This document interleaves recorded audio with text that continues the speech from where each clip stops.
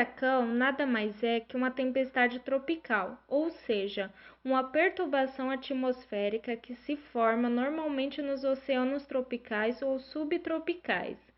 As áreas de formações dos furacões correspondem a centros de baixa pressão. O furacão é uma circulação fechada de ventos. Essa circulação ela cria uma espécie de olho em seu centro, o conhecido olho do furacão. E basicamente, os furacões elas formam sobre águas quentes. Os principais ingredientes de um furacão são o calor concentrado e umidade, considerando que sua formação é motivada pela energia térmica.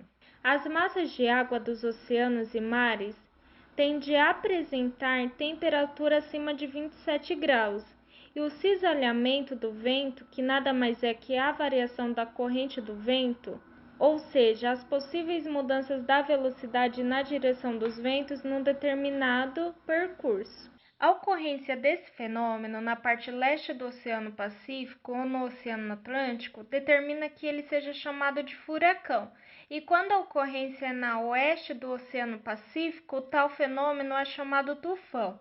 Eles são o mesmo fenômeno, mas com localizações diferentes. Tufão é mais nomeado na região do Japão. Todos nós sabemos que esse fenômeno ele possui alto poder destrutivo, causando grandes estragos por onde passa. Irei explicar o porquê é tão difícil um furacão atingir o Brasil. O Brasil não representa as condições necessárias para a ocorrência dessas tempestades tropicais. As águas oceânicas não demonstram temperaturas superiores a 26 graus. Normalmente, a porção mais quente encontra-se no litoral nordestino, ainda assim não alcança a média necessária. E a questão do cisalhamento do vento é de rara ocorrência nos países muito próximos à linha do Equador, que é o caso do Brasil. Mas e aí, já houve furacão no Brasil? Ao contrário do que muitos pensam, o Brasil já registrou ocorrência de tempestade tropical. E ocorreu o furacão em Santa Catarina em 2004. E é válido que há controvérsias a respeito dessa classificação, mas muitos estudiosos confirmam que essa tempestade corresponde a um furacão. O Catarina atingiu a região oeste dos estados do Rio Grande do Sul e de Santa Catarina e representa um caso raro no país.